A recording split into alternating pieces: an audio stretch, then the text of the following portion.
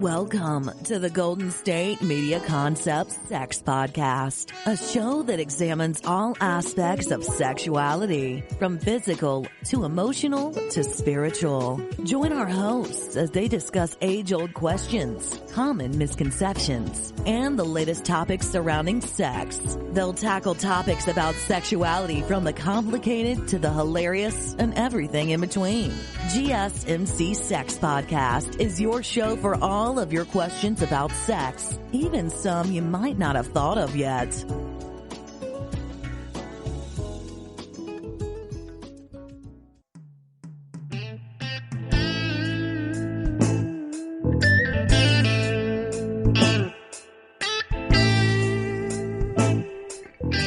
What is going on? What is happening? What is going on, everybody? Guys, gals, and everyone with sex organs, welcome to the GSMC Sex Podcast. Hey, hello. Brought to you by the GSMC Podcast Network. I am your host, as always, Mariel. I will be guiding you through the overgrown bushes, the wild jungle of the Aphrodisiacs. We're going to be talking about aphrodisiacs today, you guys. Super old-ish term, but I promise you, if you're young like me, you're going to be wanting to use some of these. And also, you're going to be like, what the hell is that? Like a lot of that I'm talking about. There's so many things. There's so many aphrodisiacs out there or people that claim that they're aphrodisiacs. And you're like, I didn't even know that wasn't even a thing that people even did. Trust me, I'm gonna get into it. Everything I like to talk about in this show, I talk about in real life. I really do. I talk to my mom. I talk to my dad. I talk to my brother, my partner, my mom's mom, my mom's friend. I love doing it because I love to see what everyone else is into. I love to get a general poll of what everyone's about. Because we're tight like that. We're all tight like that. How are we doing, everybody? Are we feeling good? Are we feeling okay? Are we feeling satisfied with the day? I'm currently sitting in my apartment, drenched in sweat, because there is a heat wave in California. And it's awful. So that's kind of how I'm doing. But nevertheless, I have a very interesting show for you today about aphrodisiacs. And I'm honestly learning a lot of new things along the way. A lot of the things that I used to do are considered aphrodisiacs, but I just consider them fun, sexy things. I feel like there's no fine line here. I feel like it's kind of all just an aphrodisiac. I feel like it all can be an aphrodisiac if you think about it. You could, play with somebody's hair while they're sucking on watermelon, and that could be an aphrodisiac, I feel like. The definition of an aphrodisiac is a food or drink, or even a drug, that stimulates sexual desire. Honestly, this concluded, and I have a small list, but I really don't want to get into every single thing, because like I said, I feel like everything could be kind of an aphrodisiac if you think about it. You want to chew on a ginger root? I don't know, that could be an aphrodisiac. There's also a lot of misconceptions that we'll get into as well, because I feel like there's a lot of misunderstanding about what an actual aphrodisiac is. Sometimes the simple act of finding out what an aphrodisiac is could possibly be an aphrodisiac.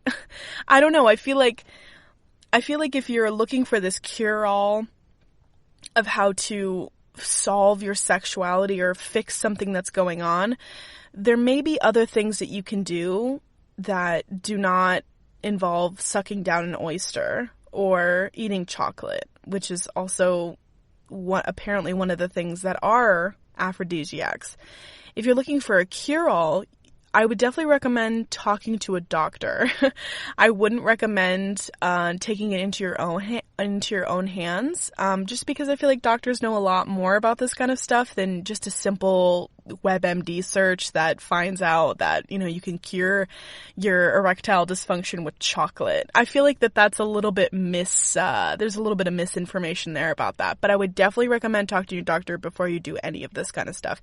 There is no cure-all for serious things like a libido problem. talk to your doctor about that. I would not take it into your own hands. But nevertheless, there are things on this planet Earth itself, that have chemical properties that are known to cause effects in your body, whether it's sexual desire. That's the whole other situation. We will get into all the common misconceptions of it.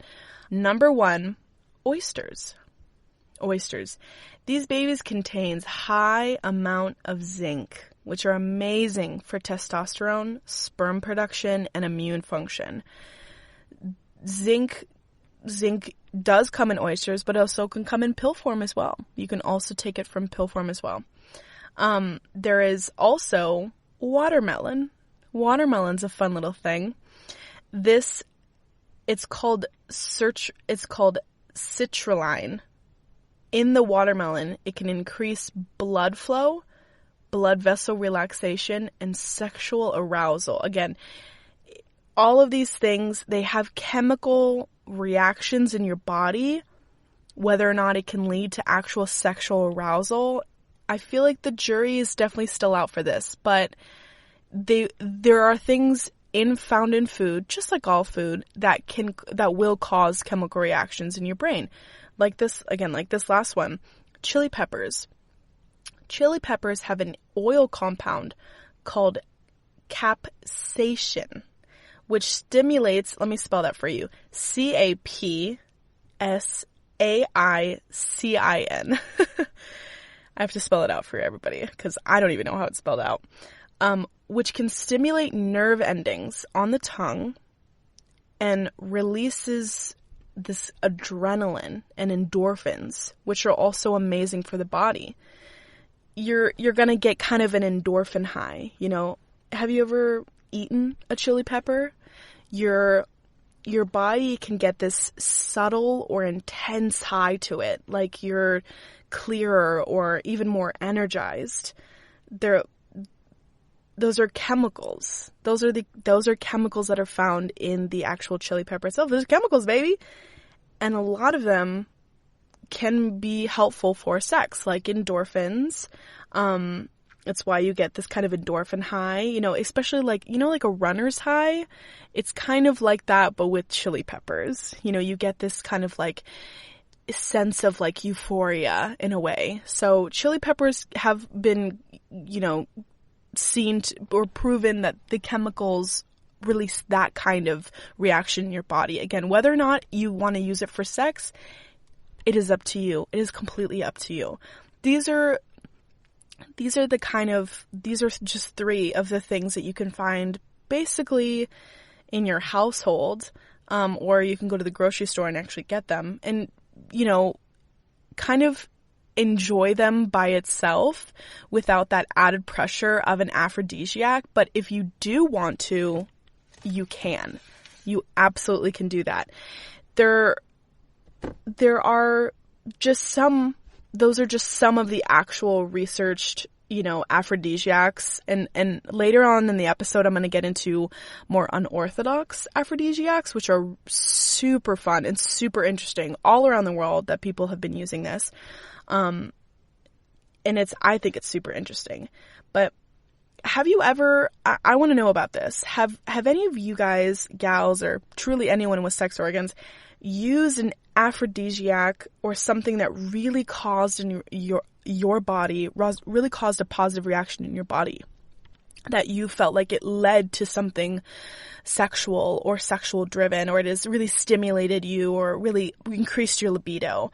You know, my partner right now is trying this thing called maca, which is a root, and she gets it in these pill forms, and it's for libido. It's to increase your libido. And I'm curious, I mean, she only has been trying it for the past 2 weeks. So it hasn't really been a long time for it to really settle into your body, for it to really feel the full effects. But I'm curious if any one of you, the listeners, have tried anything that you feel is 100% your thing for aphrodisiacs, 100% your thing. Or maybe you've tried it and a couple times it worked and a couple couple times it doesn't. I would love to know. I would love those suggestions. I would absolutely love to know. I am a huge skeptic of aphrodisiacs, as you can tell from the tone of this podcast, of this podcast episode. I'm a huge skeptic, which I guess I'm trying to prove myself wrong or right. I'm really trying to educate myself in the best way possible while also delivering information to you guys as well, because like I have never really found it to be super successful within myself. A lot of these aphrodisiacs, like I'm gonna tell a story in a hot second, and it's absolutely hilarious, but I've really never found anything that super intensely worked. Maybe I'm just not looking into myself hard enough. You know, kind of like I said before, I kind of really don't like experimenting with my body in pill form, in terms of pill form. I get a lot of anxiety when it comes to taking pills that I really don't know kind of what they've done for my body, you know, interactions with my body. Currently I do take antidepressants. So I have to kind of be careful as to what I take and what I ingest in my body so it doesn't interact with my medication. And I would encourage you all also to look at that as well. Is sometimes there are chemical reactions that happen in our body when we take things that are mixed with our antidepressants, or things that are things that are taken with other foods. It can either be subtle, or it can completely throw off your chemical imbalance in your brain, or chemical balance in your brain completely. So I would just be careful to do your research about that. You know, herbal remedies and natural things are good for you, obviously in moderate or to small dosage, not super high dosage. But if you're taking something else, I would 100% do your research before that, just so you don't mess with the balance that is your body, the chemicals that are in your body already. I would just really highly preface that and just make sure that you do that. But again, that being said, I decided when I was, like a couple months ago, that I really wanted to get into aphrodisiacs. I really wanted to dive down that rabbit hole. My sex life was kind of at a lull. There was kind of a lull in it.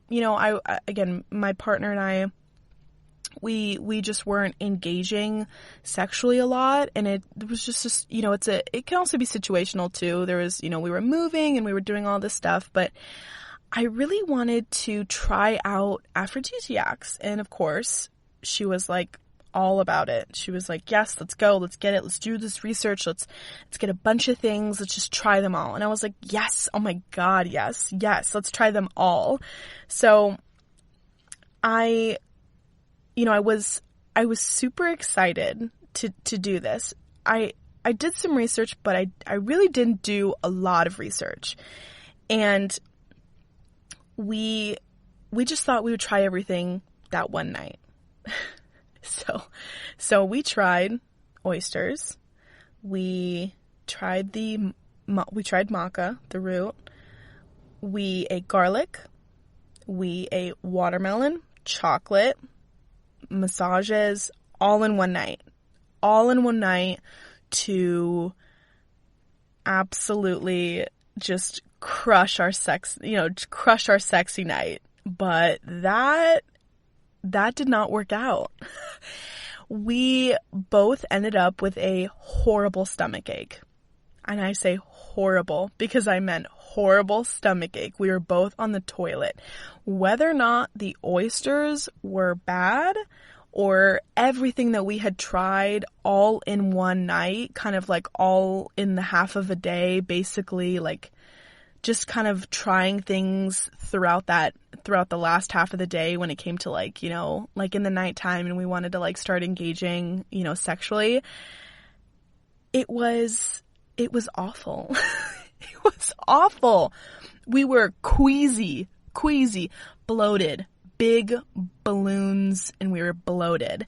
We were both sitting on the bed and we were like, I don't want to move. And she was like, why did we do this? And I'm like, I don't know. We just wanted to try a bunch of things at once. And it was just so funny because we both looked at each other and we were like, who's going to have the bathroom first?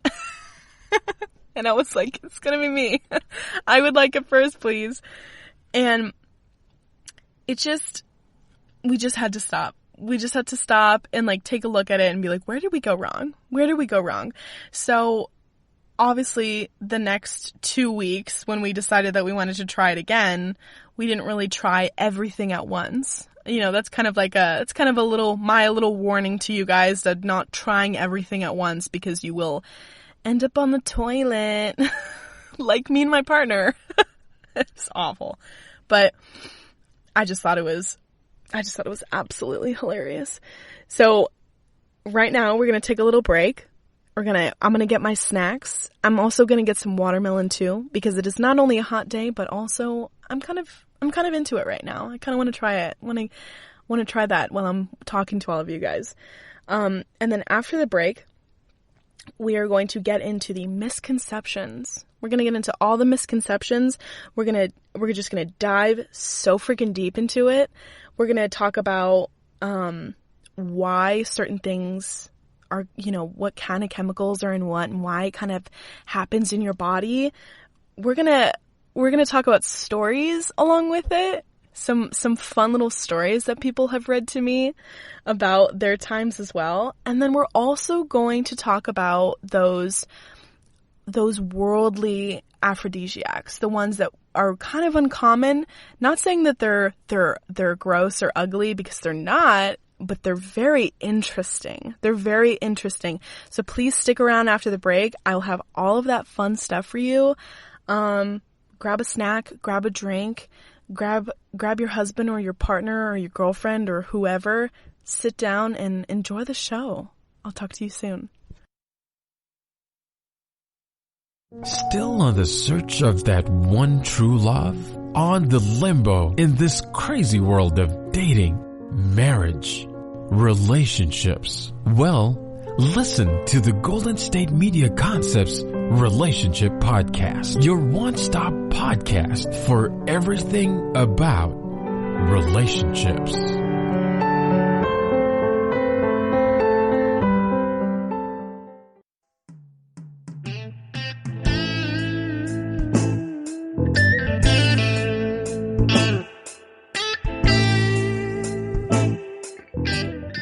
What is good, everyone? Thank you for rejoining us at the GSMC Sex Podcast episode of Aphrodisiac. I'm your host, Mariel, and today, again, we are talking about aphrodisiacs, the things that stimulate our bodies sexually through food, drinks, or drugs. If you're like me, you are a skeptic. I'll say it. I've tried aphrodisiacs and I really didn't find too much hope in them, but I'm here to break down all my walls with research and give you guys some cool factoids and stories about them and history, which are so interesting. And make sure you stick around at the end of the show. I'm going to tell you about some aphrodisiacs you can make at your home with your partner or partners, or things that you can use at home. So when I talk about aphrodisiacs used for sexual stimulation, I'm not talking about upping the men's semen potency, the semen count of a male. I'm talking about sexual stimulation of a female or male when talking about an aphrodisiac. The things that get you hard, the things that get you wet, the things that get you ready for sex, not necessarily to produce a baby. There are some herbal remedies that help with the potency of semen inside male sex organs, but that's really not what I'm talking about here.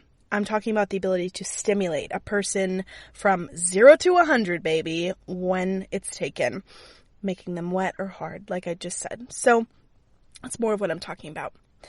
Aphrodisiacs history is just absolutely insane because everyone has sex around the world. Everyone has had sex since the beginning of time. Everyone has sex now. So, of course, there's going to be some practices or some like histories or some specific history of sex that are just super bizarre or just super out of the ordinary. There's so many different ways that a prince seduces a princess through aphrodisiacs, gods and goddesses even seducing each other, and, ancient Aztec rulers performing these aphrodisiac rituals on themselves even. So there's a world and a history of possibilities out there for aphrodisiacs. So the word aphrodisiac is said to have come from Aphrodite, the goddess of love in Greek mythology. Since she was born from the sea, literally created from the sea, a lot of aphrodisiacs that we see that pop up all around the world do stem from the sea. And a lot that I'll talk about after the break, but even some of these like sea anemone and sea urchin and blowfish, they all come from the sea.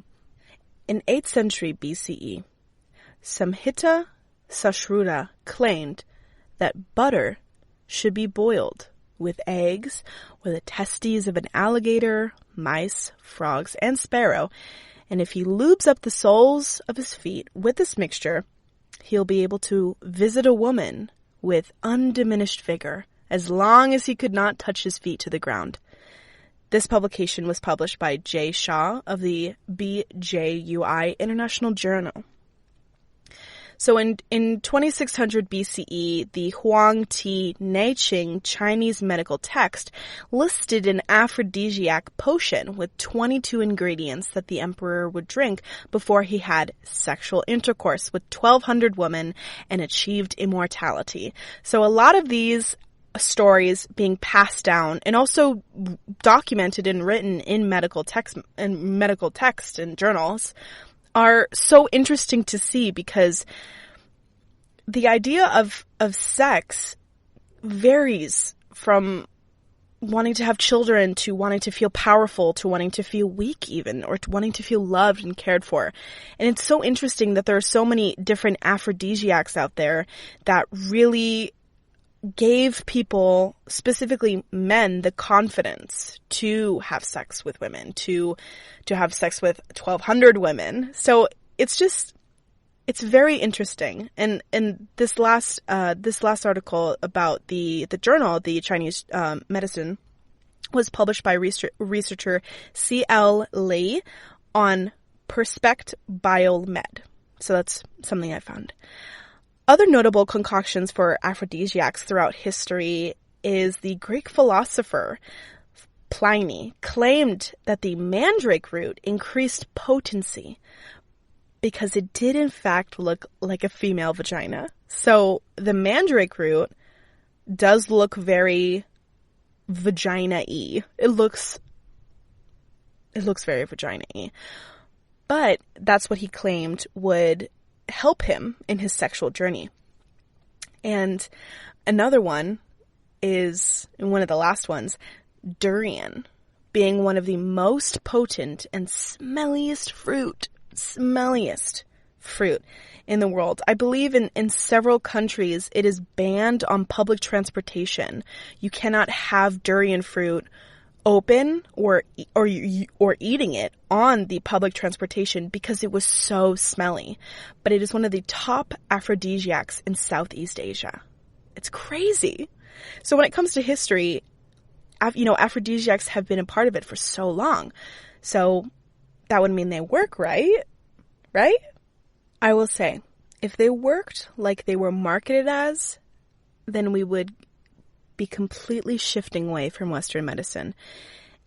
I do feel like there is validity to a lot of these herbal substances that have been passed down from generation to generation, but it's just not everybody that it works for. And it also works in different ways. Like in the first segment, there are chemicals in the food that we eat to incite this sexual energy, but that doesn't mean that they all work for everybody. Doesn't mean that they all of these aphrodisiacs have this 100% guarantee, and they don't. They don't. Nothing in life really does have this 100% guarantee. I mean, one of the big topics of this kind of study is the idea of a placebo working better than the actual aphrodisiac would. More of like a mental game than a physical. So I, like all good podcasters, did my research. So there was a journal, the Pharmacognosy Review, posted it an article. The Pharmacognosy Review posted an article titled Exploring Scientifically Proven Herbal Aphrodisiacs, where they in fact tested a lot of roots and herbs that we know today. Obviously, cumin, the maca root, saffron, date palm, and so on. A lot of herbs. So, in doing research for today's episode, I found one done for the maca root. And the why I want to do the maca root, or why I wanted to research the maca root, is because my partner is taking the maca root. So I really wanted to see if she was just taking it for placebo or not. But this researcher named Gonzalez conducted a 12-week double-blind, placebo-controlled, randomized parallel trial with different doses of maca compared with the placebo to see if it had any effect on sexual desire and improvement of mood or even testosterone levels in rats. Again, these are all tested in rats. Human trials are harder to do. Participatory levels are harder to do. In addition to, there's so many factors in humans. They have to be completely clear of any medications. They have to not have any diseases, or they have to just be your standard human, which are really hard to find in human beings to begin with. So rats seem like the rats are and have been the safest bet for scientific research. So in these rats, 8 weeks he observed an improvement in sexual desire levels, but not the testosterone levels. And in conclusion, that in a micro and macro doses of maca, taking it orally, it significantly improved sexual performance in male rats. However, this did not include the trial for female rats. It didn't say how much humans could take for this kind of performance, and they said it would take an overall of 8 to 12-week trial. So while it did, help the performance of the males, it helped stamina, not testosterone-wise. It's not an overnight thing. This is a weeks-long process. Weeks. So if you're looking for that quick fix, that definitely is not it. That this is kind of what the research has given us. And what a lot of the other tests provides for herbal remedies is that it works for some, but not for all. The saffron study was concluded that it wasn't beneficial for male erectile dysfunction or performance. In contrast, the study on ginseng concluded that it is good for semi-aphrodisiac effect, but not for testosterone levels. And then again, it also wasn't good for everyone, for all the rats that were participating or involuntarily participating, however you look at that. But with that, I'll say, once again, it doesn't work for everybody. Finding things that work best for you is what's going to be best for you. Sure, studies found that, the maca root is good for performance, but it's not a cure-all. And it also doesn't affect everyone. In a lot of these studies, it was 29 participants and some of them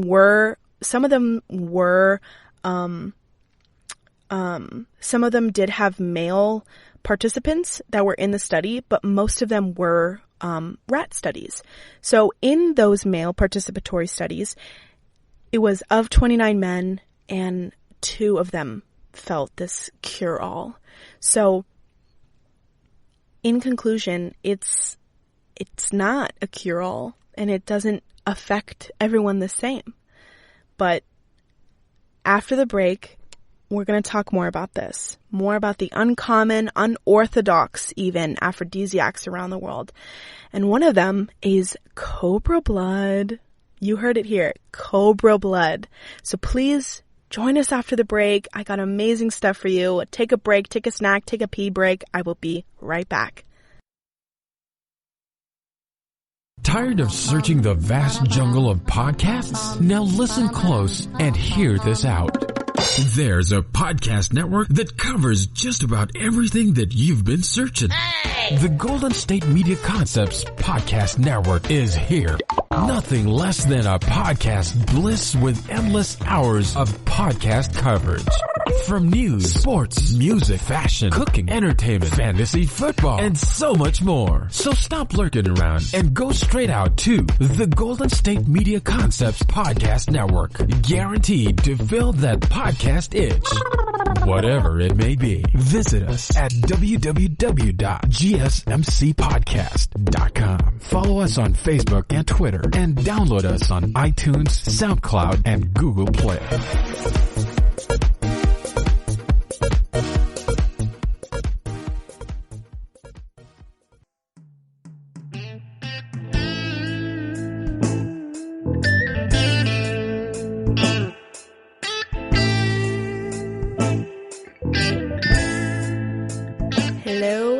Hello, and welcome back to the GSMC Sex Podcast. Please don't forget to subscribe to our channel wherever you're listening to. It would really help our channel grow. A quick recap on our episode that we talked about. We talked about aphrodisiacs, what they are, common ones like oysters, watermelon, maca root, chili pepper.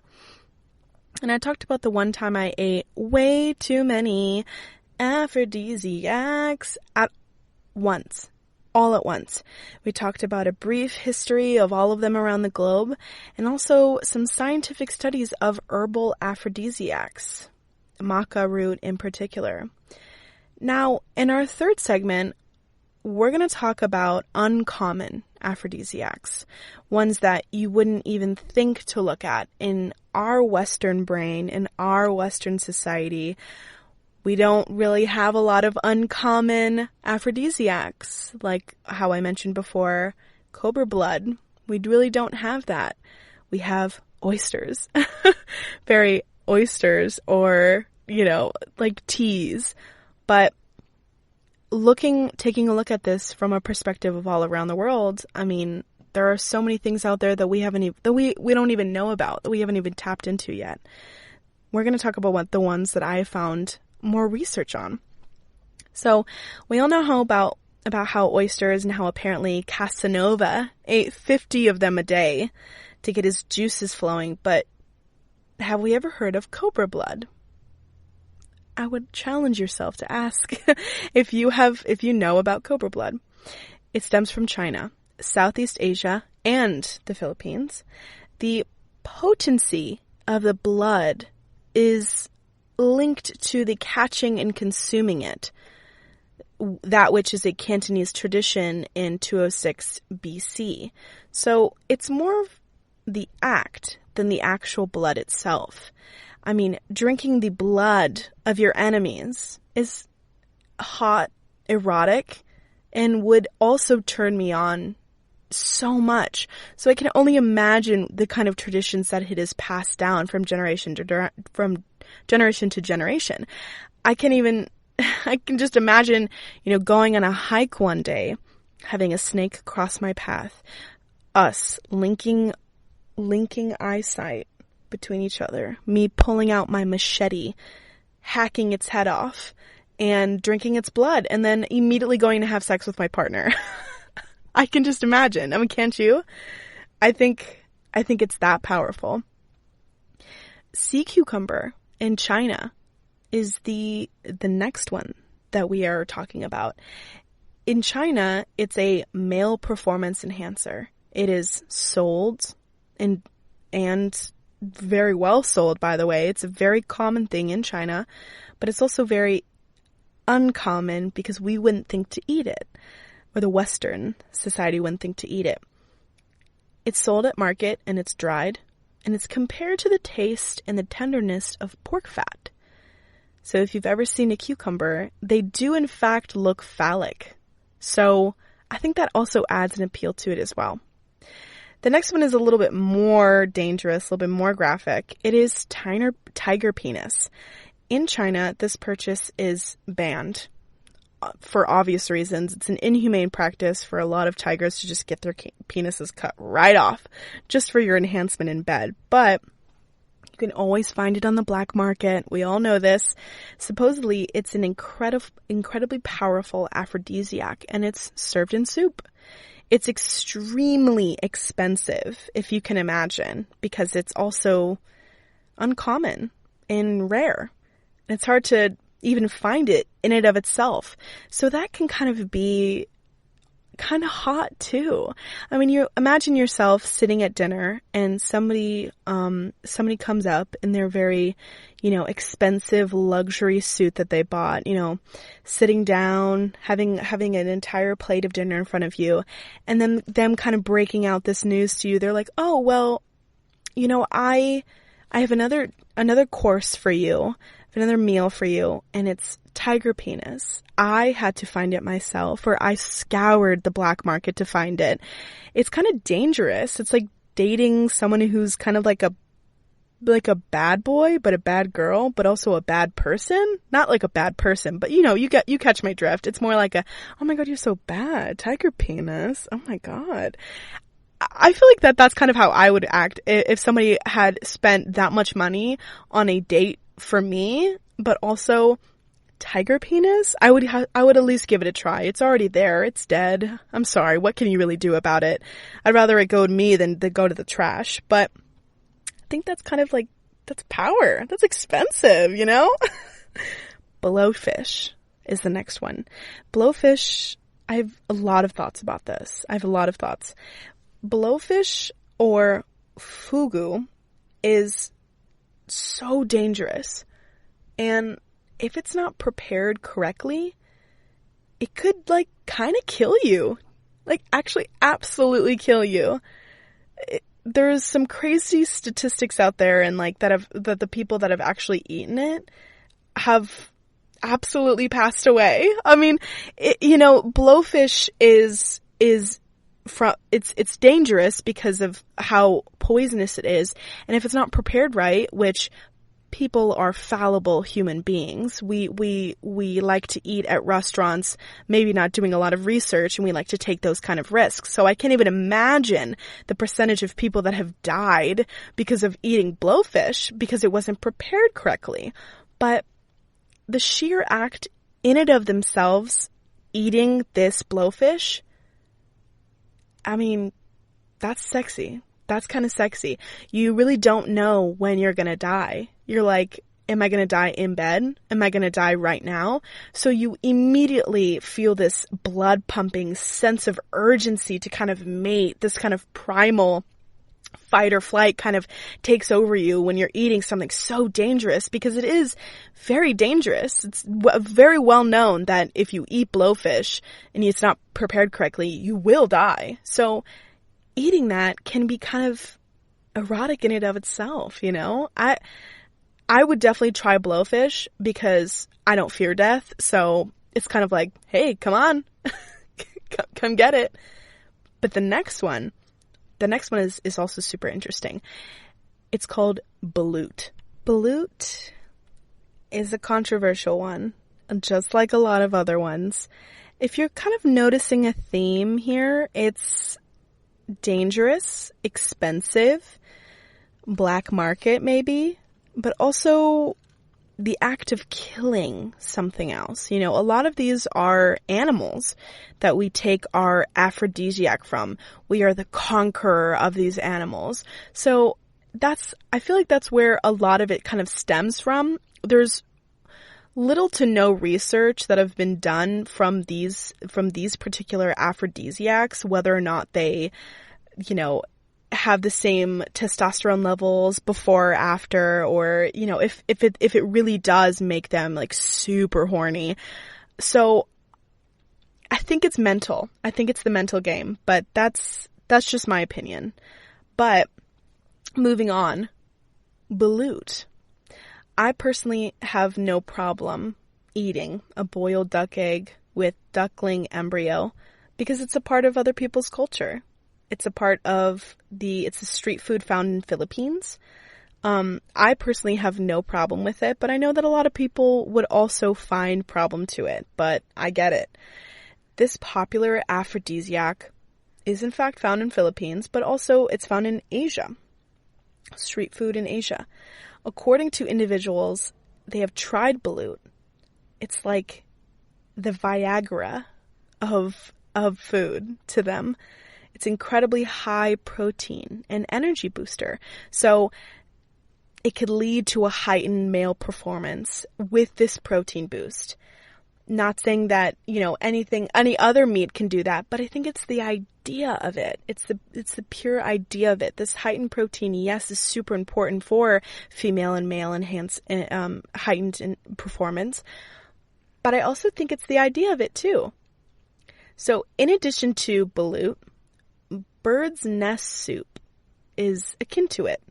However, it's much, much more expensive. $900 a pound in a Chinese restaurant. You can find this. It's not an embryo, more of the saliva of the swiftlets and putting together the nest. So the reason why it's so expensive, it's because foraging nests of wild birds are incredibly dangerous. It's dangerous. It's dangerous work to find a nest where where the birds have, scavenged for sticks and stuff and put all of that together. But the saliva of it is what makes it so expensive. When the dried nests are soaked and steamed in water, they dissolve and become gelatinous. And the flavor is apparently incredible. I would like to try that, and I would like to see that, very much so.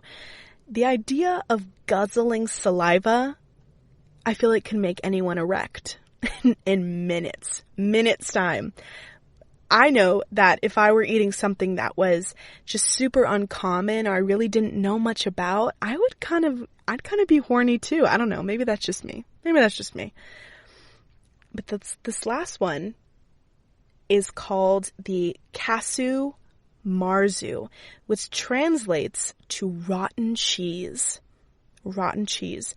If you can think of yourself sitting down for a beautiful candlelight dinner in Italy, them bringing you a block of cheese, but not just any cheese with maggots in them, live maggots, not dead, live, eating away at that cheese. You take a scoop, you take a little scoop of that with some maggots on it, you offer it to your partner says, hell yeah, you shove it in their face, they eat it, you both enjoy it together, and you've just eaten live maggots with cheese. How do you feel about that? How is everyone feeling about that? I have no idea. It comes from Sardinia, which it's also been banned in a lot of places around the world because it has live maggots in them. Maggots, if you don't know anything about, they eat at dead, rotting flesh. So maggots can stem from anywhere. Flies, carry them over, and boom, you got maggots everywhere. And they're kind of associated with, like I said, rotting, dead flesh. So that's why they kind of call it that rotten cheese. It's interesting because it sounds absolutely putrid, but also it sounds tasty. I don't know. Leave me a comment. Let me know. Does that sound tasty to you? Maybe it's just me. I like to try a lot of different things, and it just sounds interesting. I don't want to shoot anything down. I mean, it comes from somebody's ancestry. It comes from passed down from generations, and who am I to deny them that? Who am I to deny someone's culture and say that it's not good? Because it's good. It's good to them. So it must be good to them, and it will be good to me. The Sardinians claim that cheese has aphrodisiac qualities. Again, and I would like to add the idea of eating anything alive would present danger to anyone. Maggots can burrow in your body, in your eyes even. And that's why they banned it, is because maggots will do that to you.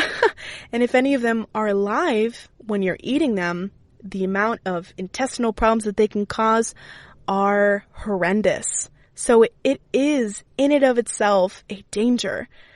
I think it's mental. not physical. I definitely think it's mental. And there you have it. There are just some of the amazing aphrodisiacs out there in the world. They've been around for hundreds of years. A lot of it culturally passed down from generations, like I said. With not a lot of research around the validity of the aphrodisiacs, one really can't deny the cultural significance of it on an individual. Whether it helps in the bed or not, it's still important for the culture. I'd love to just remind everybody of that. Also, in addition, do your research before you start eating these things. Maybe don't start right away with the tiger penis and trying to impress your girlfriend or your mate or any of kind. Maybe don't eat a live maggot. Maybe don't do that. Maybe find it in controlled settings where somebody's actually serving it to you, where it's not banned and it's not illegal. Maybe try doing some more research about that. I will probably try to seek out a sea urchin. I think those are super cool and I would love to try that. You know me, or I'm trying to find the next greatest thing. I have my own doubts about aphrodisiacs. I think some of it's stupid, some of it's not, some of it's super important. Everyone will put its own importance on it. So that's kind of what I want to say. But please stick around till the end of the episode. I will be showing you how to make or what to make for your aphrodisiac night, home remedies and all that fun stuff. You can try it out with your partner. It'll be erotic in and of itself because it'll be for you guys or for all of you guys, however many partners you have here. But I promise you it'll be worth it. So please stick around. Again, grab another snack, grab a drink, grab a pee if you want. I will be right back. Thank you so much for listening to the GSMC Sex Podcast. Are you tired of the same old news? Are you sick of the seemingly endless political spin and negativity? The GSMC America Still Beautiful podcast is a weekly news podcast covering all the top positive and uplifting news stories. We cover stories that will inspire, uplift, and remind you of the good in the world. Tune into the Golden State Media Concepts America Still Beautiful podcast to get all the great and positive news stories of today. Download the GSMC America Still Beautiful podcast on iTunes, Stitcher, SoundCloud, Google Play, or anywhere you find podcasts. Just type GSMC in the search bar.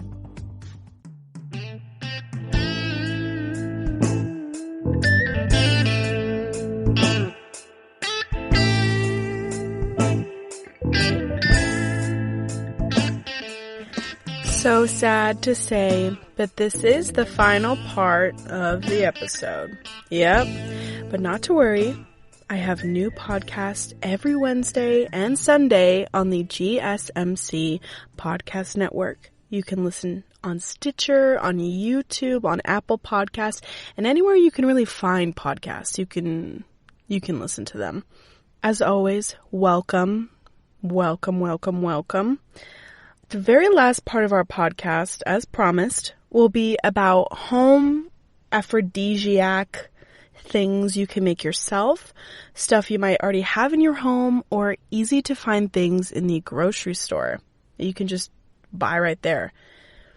As we talked about before, we talked about what an aphrodisiac was. We talked about the types of them, scientific studies that were published online about the validity of aphrodisiacs. We talked about uncommon aphrodisiacs in Western society, from Western society's standpoint. And now we're going to talk about the home stuff, how you can make it yourself or what you can do basically for yourself. So I would like to preface before, do your research before you dive into something you put in or on your body. Make sure your other medications are compatible with it. And also make sure you're not allergic to it, because that would be absolutely awful. That would be awful. A lot of these recipes that I have for you are some that you can try out yourself very easily. Things that you can find around your house or apartment, or just things you can find in the grocery stores. So it's important to try and test what works best for you. make sure that you're not allergic to it, because that would be awful to take care of a skin rash or an allergic rash while you're trying to have sexy time it's not the best. It's really not the best. But like I said, trial and error. But also, just because I might not have luck with these doesn't mean that you won't have. Our bodies are different. All of our bodies are different. Something that's going to work for me is definitely not something that's going to work for somebody else. All of our bodies are different. Just like I didn't find any aphrodisiac chemicals in the oysters that we had that one night. That was pretty awful. But also, I tried a lot of things that night, like, that were aphrodisiac, so maybe that was it. But look at what you're taking. Are you taking any medication right now? Are you doing anything different with your body? It's all important to look at that kind of stuff. And also, talk to your doctor, consult a doctor, because I'm certainly not a doctor. It is important to try the physical act of making it as well. Something that is super interesting when looking at things that are more aphrodisiac or aphrodisiac than other things are looking at kind of what's behind them. A lot of what I talked about in the last segment was these things that you eat were living. They were living organisms.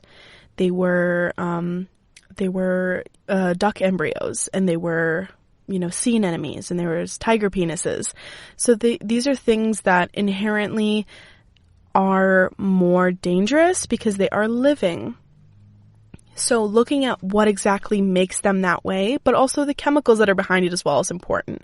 So in you doing this at home, look at how you prepare this, how you want to prepare it. Do you want to prepare it with your partner? Would that make you more aroused, turned on? Would preparing it by yourself and making it a special treat for your partner or your partners, would that be also special and make you horny? Like, it's the act of it.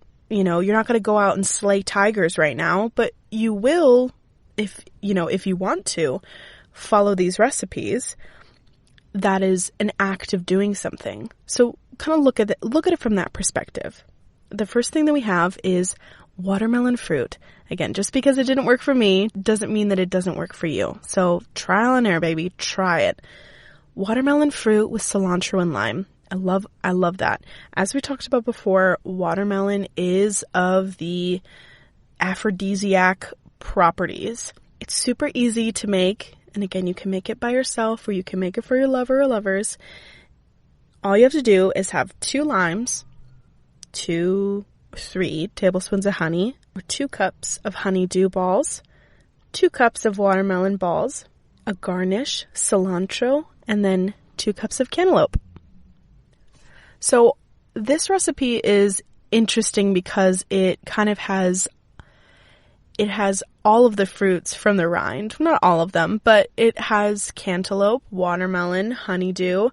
All of these things are from the rind. So having something that is from the rind in it is important. So maybe say you don't like cantaloupe and you don't like honeydew and you just like watermelon, just do it with watermelon. It's fine. It's fine. It's literally how you define it. It's how you want it. It's your life. It's how you want it.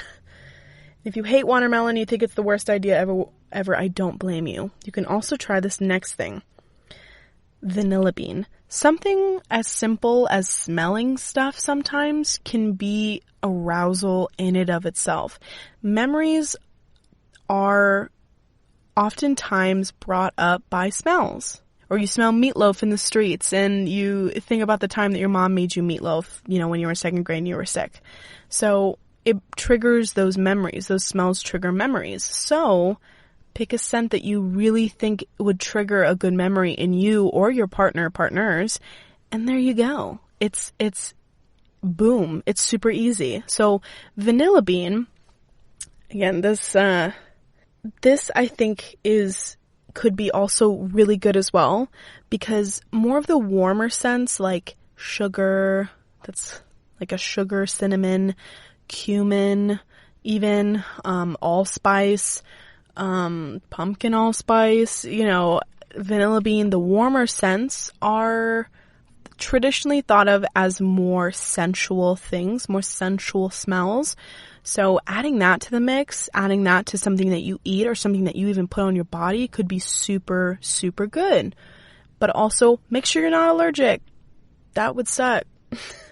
You can use it in so many different things like ice cream, cake, pudding, vanilla bean lemonade.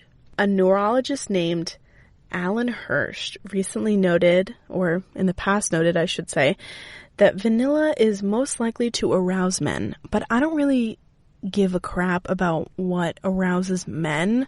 It's kind of what arouses all of us. This is a channel that is for everybody. It's a channel that's for everybody.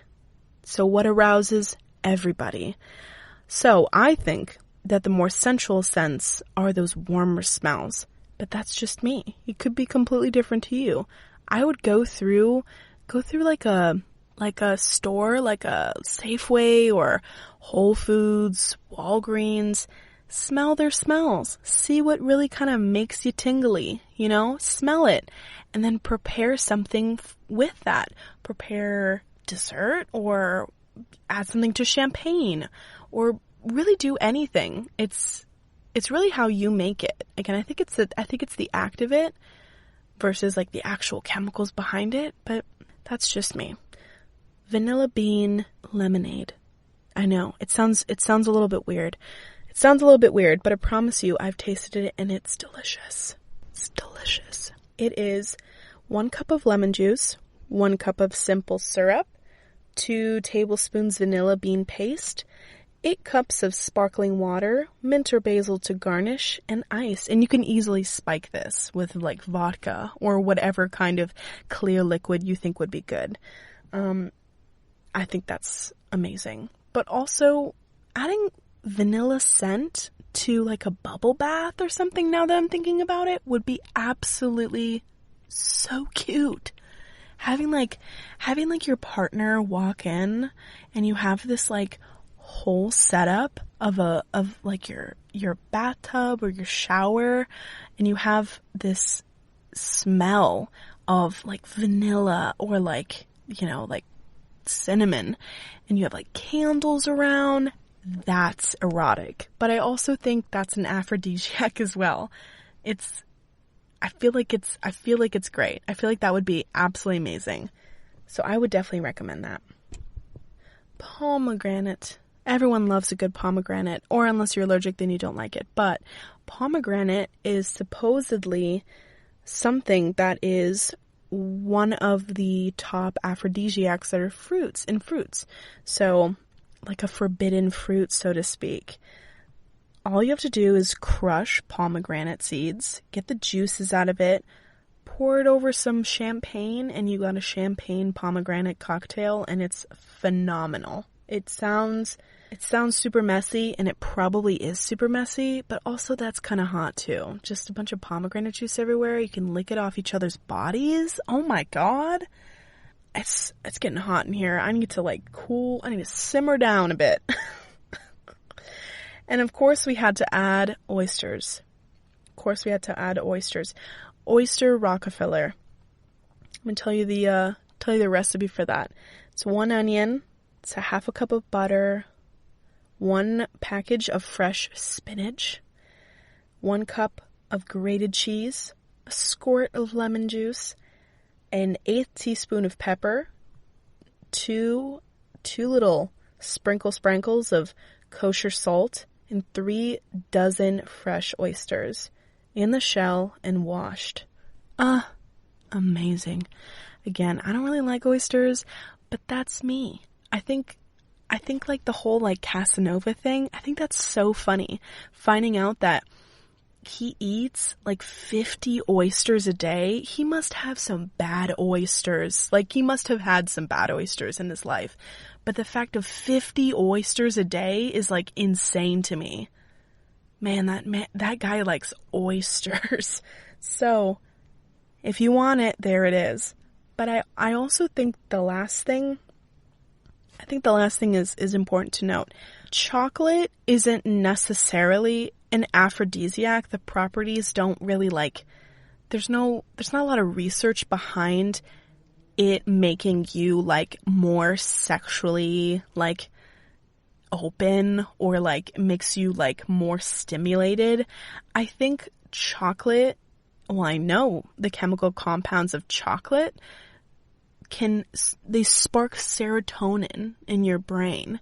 And serotonin is that I'm so happy, I'm so carefree, I feel good. It's that balance in your brain, So having that chocolate giving you a serotonin boost can really, really get things flowing, really start your sexual night. I think that all of these things, there are things that have properties that can literally in your brain cause chemical reactions that are positive, or in your body that causes, chemical reactions that are good for stamina, good for building up that power. But I think that if something tastes good, if something smells good, if something feels good, it can be an aphrodisiac. Again, like I said, for a lot of this stuff, it's about culture that's been passed down. It's been practices that have been practiced for thousands of years or hundreds of years that people have done. It's the idea of something that's dangerous and catching something like cobra's blood. It's something as sensual as putting vanilla scent in your lemonade, or putting it in your bathtub to really, really, get those feelings going. It's the effort that you put into it in finding what's best for you. I can't emphasize that enough. I really can't. It's the effort that you put into it for your partner, but also for yourself as well. If you do your research, if you test some things out, figure out what's best for you, then you're good to go. Then you're totally good to go. I know that on my end, this research it's definitely made me think of some stuff that I want to do. I want to try more things that are linked to arousal, whether it's culturally, whether it's, an actual chemical itself, like the maca root or ginseng, things that have been tested to somewhat even work in other individuals or even rats, those scientific testings. I think that I want to try them. And I would also encourage you guys to try them as well. Making sure that I'm not allergic or not feeling good with them, but trying them out, understanding them, doing your research about it, having it be the simple act, that'll lead you to truly be the best you in that situation that you can be. I think it'll be amazing. And if you just try, it'll work out in some way or another if you just try. That was an amazing speech made by me. That was the most motivational speech I can ever give. I've never given a motivational speech before except for right now. God, I'm not a football coach. I'm not, telling my team to go win the big game. It's more, you'll have a good sexual night. You'll have a really good sexual night. Just try. Anyways, I'd love to hear what you guys think about this. If you've tried it, if you've tested it, if you hated it, if you loved it, if you feel very indifferent about it, I'd still love to hear about it. And also, if you can subscribe to wherever you are, that would just let us know that we're doing the right thing. I'm doing the right thing, that I'm going to keep doing what I'm doing. It would be it's amazing. It would be amazing. But as always, I'm your host, Mariel. You're listening to the Sex Podcast at the GSMC network. And that is all that I have for you tonight. I will be back on Sunday with another amazing show. I hope you're looking forward to it. I am too. Have a good night. Peaceful sleep. Have a good day. I'll talk to you soon. Bye. You've been listening to the Golden State Media Concepts Sex Podcast, part of the GSMC Podcast Network. You can find this show and others like it at www.gsmcpodcast.com. Download our podcasts on iTunes, Stitcher, SoundCloud, Google Play, or anywhere you find podcasts. Just type in GSMC to find all of our shows from the GSMC Podcast Network. From sex and relationships to health and wellness, life and happiness, and even weird news. You can also follow us on Twitter and Facebook. Thank you, and we hope you have enjoyed today's episode of the Golden State Media Concepts Sex Podcast.